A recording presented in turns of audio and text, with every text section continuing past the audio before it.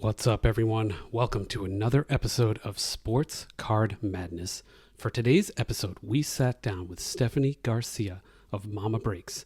We talked about what it was like to be a breaker, what it's like being a woman in the hobby, and just got into how she got started on her journey, what it's been like as an influencer that's been to, Fanatics events at the All-Star Game, and one that even has her own card in a Topps set.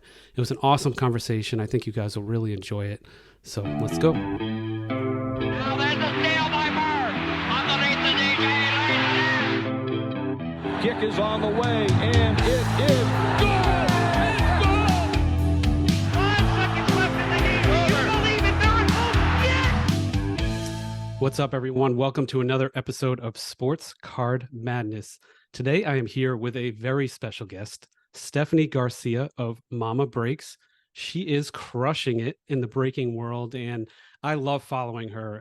What I like about her Instagram, following the most is that she not only does sports cards, but she does Star Wars, and I'm a huge Star Wars guy, so I think that's awesome. Stephanie, welcome to the pod. Thanks for coming. That's awesome. Always a pleasure to meet another Star Wars fans, especially if you know the card. So thank you for having me on the show. You got it. So can you tell the audience a little bit about, what you do, kind of how you came up with the name Mama Breaks and just how you got into all this? I know personally, but I just love to hear it, from the horse's mouth. I definitely, so what I do is card breaking. I do card breaks. Right now we're 5 days a week. We do case breaks for baseball, Star Wars, even soccer. And kind of how I got started is really I decided to start collecting during quarantine. I collected Pokemon cards and I ripped baseball packs. I wouldn't even say I collected baseball cards. I just ripped packs and I was looking for, Dodgers, and I'd put them in my binder. I didn't really recognize like that there was a whole world out there of like collecting rookie cards and things being super valuable or anything. So that's kind of how I grew up around cards. I did collect Pokemon cards, and I remember that being huge when I was like in elementary school, early middle school. But yeah, once quarantine popped up, I was teaching from home at the time, and I realized that it was becoming popular again. So I thought, let me, go to Target and get some stuff to open. And then I thought, let me get my dad a cool card for his birthday.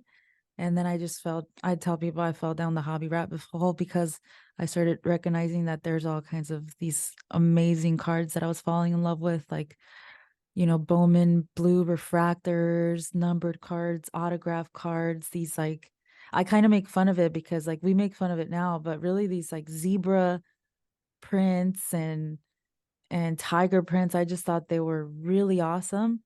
And I was a big Dodger fan growing up, so just it really ties me back to being a kid, collecting baseball cards. And kind of I was thinking I wanted a hobby. At the moment, I was thinking how my kids are young. So at the moment, my kids are 4 and 2. So I'm constantly trying to think of ways that we can make memories together. And I thought, maybe I start a collection with them and we open packs together, and that's something they remember me by, and they can hold these cards to remember me by one day, I was thinking. And then when I started really getting into the hobby is when I started joining breaks. I found breaks on Instagram Live and I just started joining them, and I started opening like rip and ships online, and I became really fascinated with that aspect of the hobby. And I felt like I wanted to do it too because I enjoy it. And here we are today. Mama Breaks is just, I'm a mom first. And that's why I started this whole thing, is to make memories with my kids. So That is so cool. I myself have a couple of kids, and during COVID, similar to your situation, we were just bored looking for fun things to do. And my son kind of got into cards. I think he was 6 at the time. And we started sending out cards to players to try to get autographed. And then again, it's a different rabbit hole, but another rabbit hole where we just went, and I ended up getting the entire 1986 Fleer NBA set autographed by the end of like 2021, just from starting over COVID. So it's crazy. We've all got like a story like that. It seemed like it really sparked a lot of interest in the hobby. That's awesome. That's a really cool set. I would love to see that. Oh yeah, I got it in the closet right Yeah, there. that's a It's really yeah, great idea too. I've actually really been into that lately, like just finding specific cards of players that I like and getting them aftermarket signed. I think I have a few cards that I'm really proud of that I've done that with. So, what's your favorite yeah. one that you've done it with? In a triple SP out of, why am I forgetting what year it is already? Out of, no, it's out of 2020 update. So Topps update, you know, their paper cards. Hmm. It's a triple SP Magic Johnson. And I Oh, have it nice. signed. He says Go Blue World Series champs. And he has his signature. So I love That's that card. that Yeah. is so awesome. That is so awesome. That's like desk worthy, you know. Oh yeah. More Uh, than desperate. I just like love talking about that card. So those are the stuff that, you know, you get really proud of adding to your collection. So Yeah, it's cool too. You know, it's most of the players, especially if they're retired, are pretty accessible. You can send stuff and get things signed. Obviously, you know, if you're going for like Mookie Betts, it's a different story. He's probably a little bit busy, but yeah, yeah, exactly. Yeah, that's a great point. So a very lot cool. you can get a lot of your like players that you watched growing up because a lot of them are retiring already. So one of my other favorite aftermarket autographs is actually Paulo Duca on his one of his my favorite rookie cards of his where he's kind of like resting on his shoulder there. And I was actually able to meet him at Mint, not this past year, the last year, because he was also doing cards. That's So awesome. that was amazing for me. I mean, growing up, Paul Duca was my dad's favorite player, and being able to meet him through doing this just felt like it felt like destiny, honestly. It's so crazy. I was like, this is all coming together for me. It's like I'm meeting one of my baseball heroes to the point where it's just like we're the same, we're on the same level. You know, like he's no longer a baseball player. We're literally doing the same thing. We're in this space trying to do cards. So that was an Yeah. awesome experience too. And now you have almost a memento, right? You can show your dad, you can look at it. It's like a, a point in time that happened, and it's like a stamp of that point in time, and it's like collectible. That's what I love about it. It's so cool. Hmm. Awesome. So, Stephanie, I know Mama Breaks does, obviously, you do sports cards and boxes and everything. Can you talk a little bit about why you do Star Wars? I know not every breaker goes there, right? Are you a fan, or are you, what's that all about? Absolutely. So when I started, so I started baseball mostly collecting. And when I was breaking, I first started with essentially football and basketball just because it was what was most popular at the time too. But football to me, like the 2020 football class is one of the best classes of all time. And that like that year select and that year optic is always gonna be memorable and collectible to me because of like everything that was going around at that time. So that's what I focus on to start. But when I started maybe the first year, I didn't realize that Star Wars cards were out there. I kind of just, you know, it was all sports. And when I remember it was actually a table that I went to at my local card shop that hosted like card shows on the weekends. And he had this beautiful, like 1996 clear zone layout, like an acetate card. And growing up, you know, my dad actually is a huge Star Wars fan. So I grew up watching the original trilogy. And even growing up, the best memories I have with my dad when I talk about my dads, I have two. I'm lucky. I have two dads. So I have my dad and my stepfather. My stepfather's the one that really like introduced baseball to me, and my dad is the one that loves Star Wars. And growing up, whenever we would go with him, we would go watch all the Star Wars movies. So my fondest memories with my dad are going to watch Phantom Menace and you know Attack of the Clones and Revenge of the Sith and all this. So when I saw Star Wars cards, I was like, wow, this is definitely something that I appreciate and I can get into. And I started looking into it more and more. And 2021 Star Wars Galaxy Chrome just happened to come out around that time that I was discovering it. And I opened that stuff up and I was like, wow, this is absolutely gorgeous. And it just became, you know, with sports cards, unfortunately, even then and even now, it's still so value based. Like people see it as investments or anything. I've never heard of anybody talk about Star Wars cards as being an investment.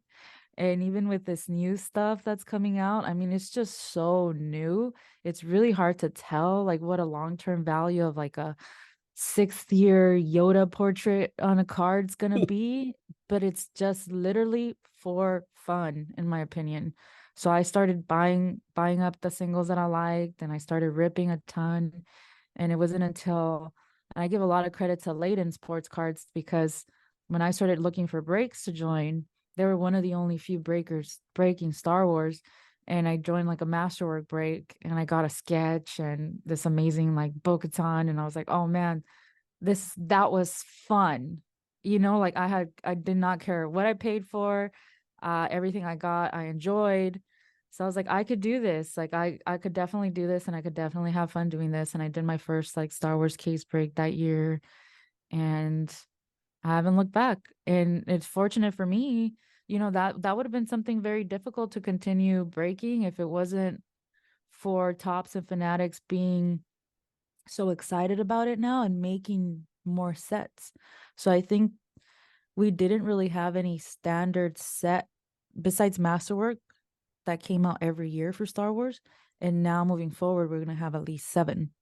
So that makes it easier for me to be like, okay, this is something I can break consistently and it's worth it for me, but it's also been the most fun thing I've done. The community that I've met around Star Wars cards is just amazing. It's Right. been a wonderful year. I think it's important, and you mentioned it. You got to have fun at some point. Yeah. It can't just always be a breaking business, and thinking of the margins and everything. You just want to rip something and have a good time. Like I'll open some Star Wars packs. My kids, they love it. I'm not trying to like flip it or make 10x. Maybe I get a cool Yeah. sparkly Yoda card, and life is good. Life is very good with the sparkly Yoda. Sparkly Grogu is even For better. sure. Right, I know, especially with all the new content, the kids love all the new Disney Plus shows and everything. So Yeah. it's a lot of fun. They're not just like feeding off of 3 movies from 40 years ago. There's a lot of new stuff and new things happening. So it's pretty cool. Yeah, that's honestly what I believe breaking to be is entertainment first and foremost. Like I don't Mm, know about the content that you consume or anything, but me personally, the content I enjoy consuming on YouTube or Instagram is just literally boxes being opened because mm, I love to see what's coming out. I love to see the short prints, the variations, the sketch cards and Star Wars. Like that's for me to be able to provide that entertainment for people where they can come to my stream and know I'm probably going to open 3 or 4 cases of the product. Like that's something that I enjoy watching myself. So it's kind of very just cool. appreciating the cards first and foremost, and then whatever like the subject of the cards is, like that's what you're passionate about. And same thing with baseball. Like you can open a case of baseball cards and you go over all you like nerd out about baseball. Hmm. You nerd out about the variations and the images and the photography. That's what I enjoy. So I'm very, very grateful to be able to do what I do every day. So Yeah, it's awesome. And it looks like you guys are doing great. Now you moved into a new studio, right? And you're sort of scaling up and really dedicating mhm. yourself to this. What was that decision process like to say, all right, we're going kind of all in on this Mama Breaks thing and we're going to roll? Yeah, it's just been consistently just trying to grow at my own pace, honestly. So when I started doing it, I was very inconsistent. I was only doing a break or two a month, I think, and just slowly, doing more. And it wasn't until I'm getting all my years mixed up, but I've been doing this full time for a year. So I was a teacher before this, and this last school year was the first school year I did not teach. And I kind of just, again, growing at the pace that's comfortable for me. And I was thinking, okay, now I'm doing this full time and treating it like a job, and I'm doing X amount of breaks a week to make X amount of revenue a week because I'm doing X amount of hours a week. And now a year later is when I decided that, hey, if I want, I can now decide to continue what I'm doing or take the next step and scale and grow. And that meant, hiring some incredible people to help me, do the sorting and the shipping and the breaking. And now what became necessary is getting an office space to do all of that out of because I couldn't do it in my home. I couldn't. So Of course. Yeah, Yeah. I respect that. My wife was a teacher for over a decade, and in a way, I think, yeah, you may not be teaching a class right now, but you're also reaching and teaching, 20,000 plus Instagram followers, and you're continuing Yeah. to educate in a different way, I think, and that's really cool. Absolutely. So I definitely don't get to say this enough. Like my decision to stop teaching, I did not take lightly. My Mm, number one concern and honestly heartbreak was not being there for my students. Like every year I just completely love my students. That's what I taught for. That's what I did it for. But I just thought personally there is just so much more that I can do for my students, hypothetically, or possible students, by really showing them that they can go out there and choose to do something that they absolutely love and be successful at it. And when I left, and that's kind of the message that I left to my students, it's like I'm gonna take a risk and take a chance and bet on me that I'm gonna be able to succeed at doing something that makes me extremely happy. So I hope that that's a message and a lesson that they can take and kind of like, I taught in a community where I grew up, and seeing someone like me do exactly what I'm doing, I feel like that's something that I at least wanted to try. And I'd hate to say it, but I could always go back to teaching. So yeah, I mean, you're I probably will one day in some form or another. I'm So sure you will. It's really touching in a way. You're almost somebody that, I have a 13-year-old daughter, and like you say, yeah, you left your teaching job, but I would want my daughter to be somebody like you, taking a risk, taking a chance. You can't. It's just so important as an entrepreneur to take that leap, and you have, and I bet you're enjoying the ride, which is important absolutely, it's definitely been crazy, but the journey, and I hate to like always quote Kobe, but it's like it's the journey is what makes it. If you're not enjoying the day by day, it's you have to figure out how to do that. for So sure. definitely, I feel like 13-year-old me would think I'm pretty cool. So Yeah, of that makes me course. smile when I think of that. You are cool. Oh man. I wasn't Um, like, the most popular, the most like outgoing 13-year-old. So just I think a 13-year-old me for first of all not believe that I'm doing what I'm doing, but I think 13-year-old me would be inspired by me to to pursue whatever it is that I wanted to do at that time, which is probably play softball. And I think I lacked a little bit of confidence as 13-year-old me. So I try to talk about that a lot too. The that's great. importance of confidence. So Yeah. And obviously you're probably a very good public speaker now as well. So there are also these like intangible skills that you pile up along the way. thank you. Yes, I'm so glad that you talked about that because I talk about that with my students all the time. I was actually an English teacher, so Oh, I think the importance of really reading and writing and practicing that as much as possible is definitely important and definitely a big part of why I am where I am today. Is just the ability to communicate is huge. Yeah, that's how definitely. you reach people. So So Stephanie, I guess we haven't talked about the obvious thing here. You're obviously a woman in the hobby that is, uh-huh, for better or worse, it's dominated by men, probably, for the absolutely. most part. How does it feel, just being a woman breaker or woman entrepreneur, or even just a brand like Mama Breaks? Is it any different at all? And maybe it isn't. Just I curious. mean, I don't know if I can say if it's any different or not because I don't know the male experience, I guess you could say, but I um I think it's male dominated because of the stigma around women being sports fans. And that's something that I've talked about that I've experienced all my life too. It's just kind of like people assuming that you're not as much of a fan because you're a girl. And I got that growing up a lot. Like, are you really a Dodger fan, or who's your favorite player? Is it the most handsome guy on the team or something crazy like that, right? And I think anybody that's grown up as a sports fanatic, as a woman, can relate to that.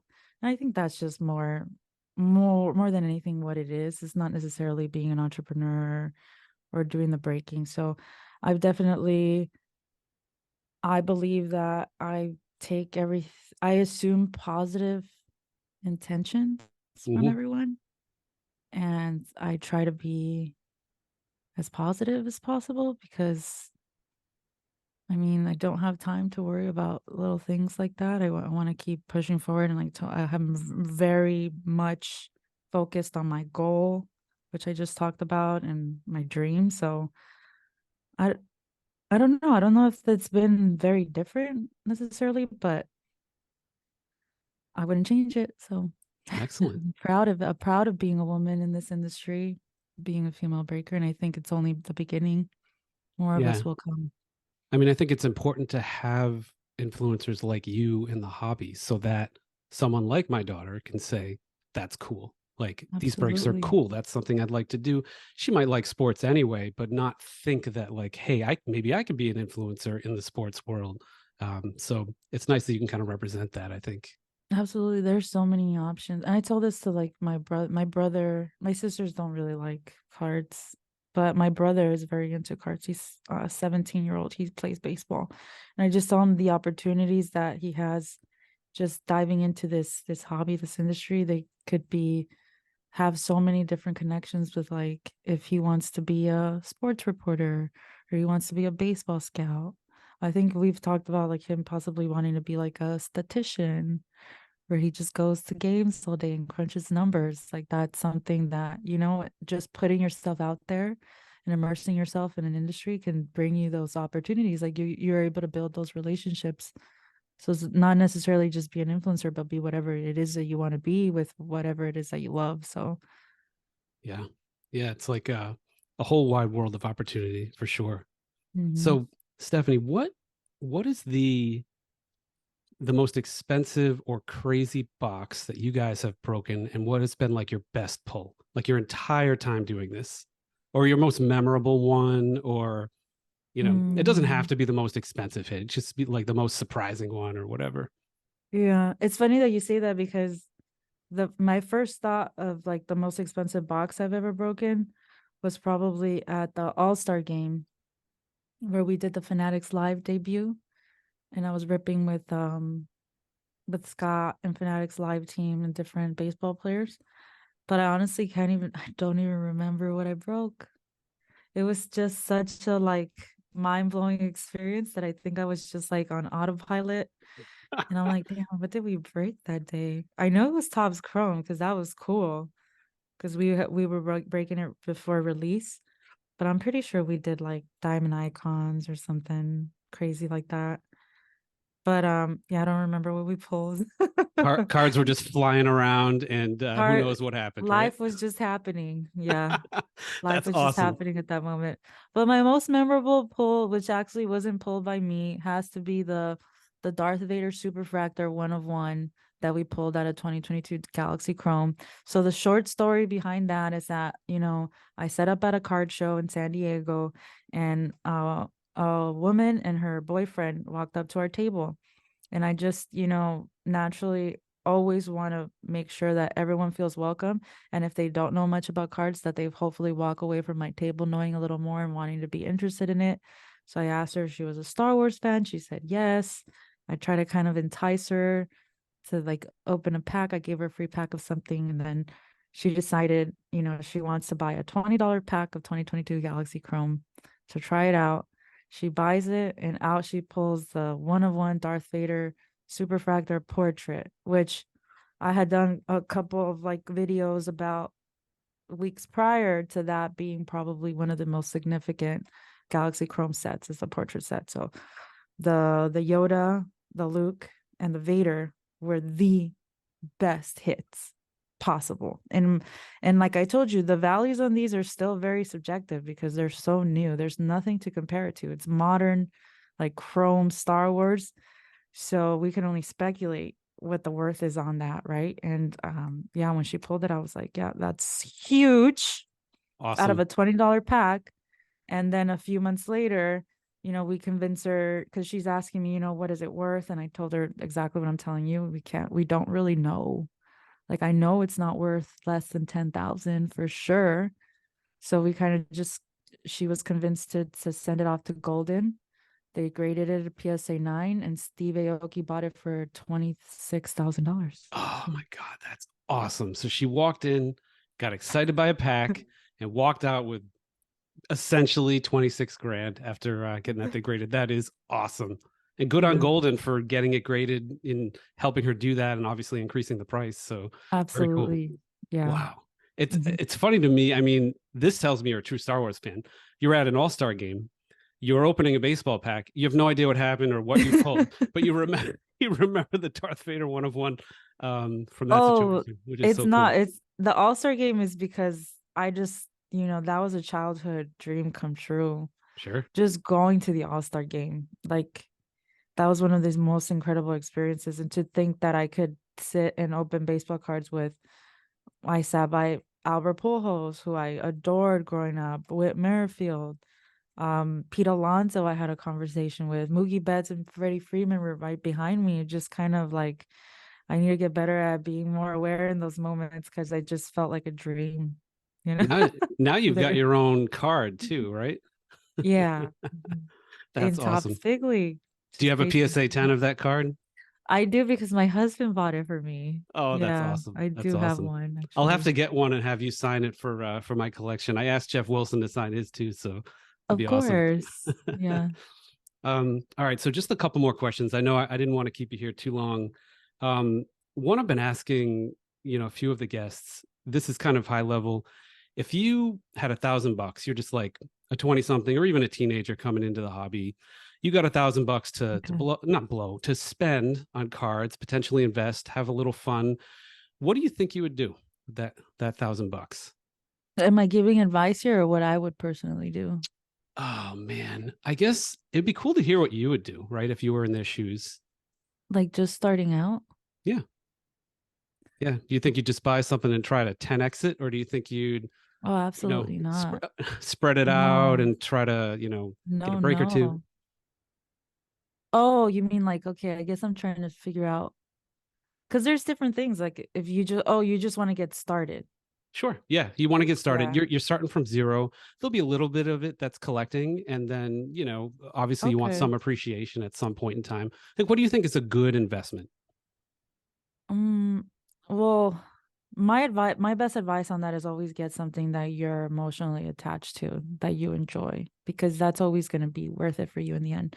If you go out and try to buy things that other people are telling you to buy, or you think you're going to hit big with the prospect, like let's say Victor Wembanyama, and make money down the line, I just think that it's not what's going to make you happy. So just kind of, I guess my first thing would be to tell somebody to who's your favorite player of all time and try to get like if you have 1,000, like you said, you're just starting. So if you have $1,000, try to get like you can get a really decent rookie card of your favorite player of all time.